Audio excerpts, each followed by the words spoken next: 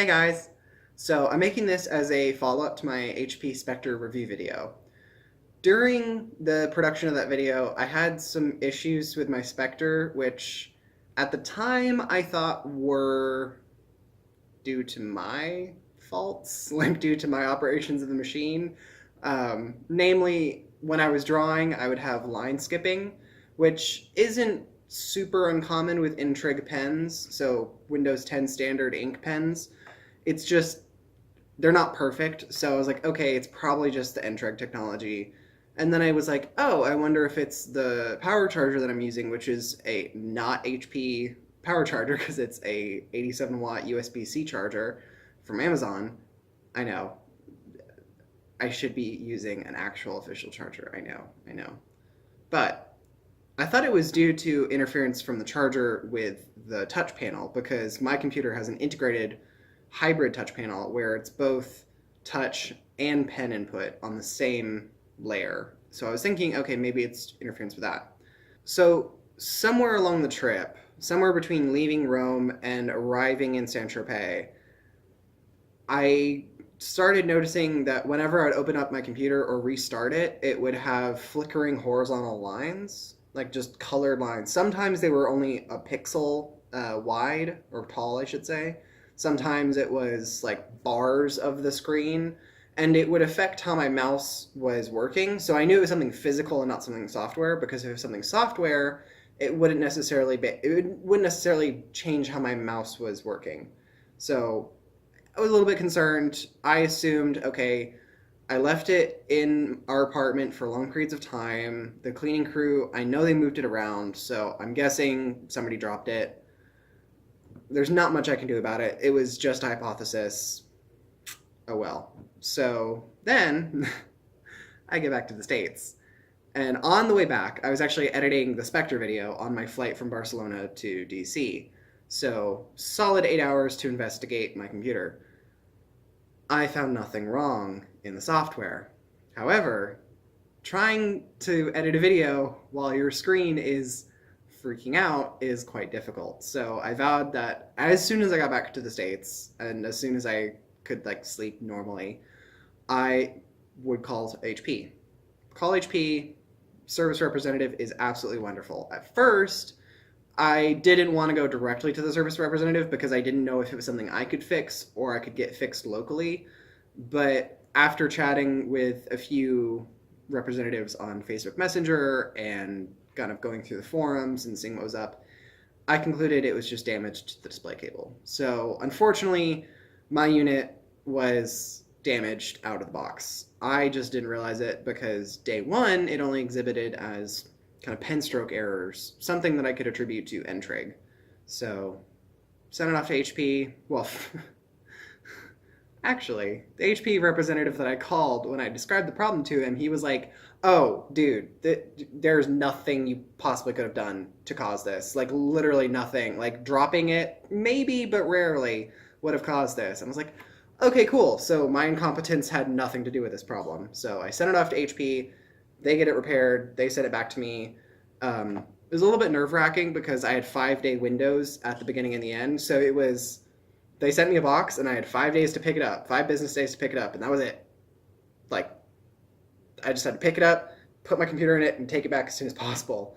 And another 5 days to pick it up from FedEx, which, believe me, was a lot easier because I was raring to get my computer back.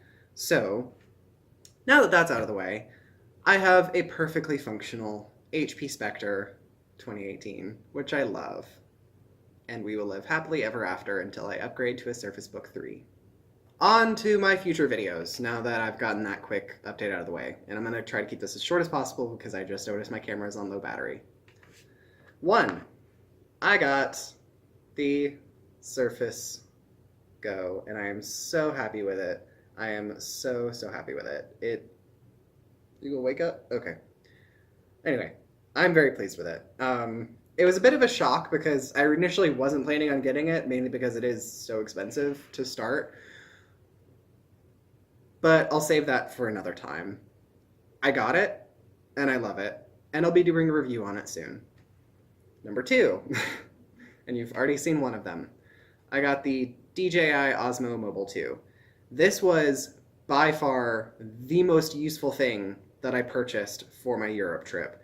Short of like actual clothing and my luggage, this was the thing that I used the most. Like this saved my bacon on so many occasions. Mainly because I was able to basically hold my camera and not think about how I was walking, what I was doing, how I was using my hands. Like I was able to get a perfectly stable shot and frame my shot every time really smoothly. Very, very useful, completely worth $130 I spent on it. I used it every single day. The fact that this has I think 15-hour operating time blows my mind. I didn't kill it in a single day.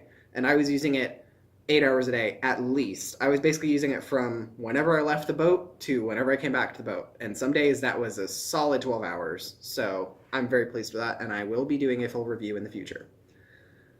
Now, for my small, adorable son, the Samsung Gear 360 2017. I have mixed feelings about this. It was a very useful tool. However, um, getting the 360-degree footage from this to my phone, which is a Samsung Galaxy A5 2017, which is what I'm using to record this, was a huge pain because it would kill my phone and it would kill the Gear 360. And I'll put a clip that I captured from this down below and obviously on here, so you can view it at original source quality and in the video on YouTube. It was just stunning, and I'm very pleased with that. It's also really cute. Like, I was on a ship where the median age of the passenger population was like 55 to 60, and I was 20, am 20. I was a literal infant on board, and everybody wanted to know what this was. They would see me carrying it around, like I would carry it through the buffet, because I would eat dinner, have 2 glasses of wine, go up to the sun deck, whatever you want to call it, deck 8. I'd go up to deck 8. I would wrap this around the banister railing behind the glass because I don't want it going overboard. And I would just take a time lapse of the sunset, and I tried to do that every day, and it was pretty dang great. Also, I got this Joby Gorilla Pod 325 gram at an Fnac store in Avignon, and I tried to get to 3 different Fnac stores across both Italy and France, and I finally got to one in Avignon, and I also tried to go to one in Monaco, and I absolutely roasted my skin in Monaco walking across the country. But I'm rambling, and my phone is dying, so as always, thanks for watching.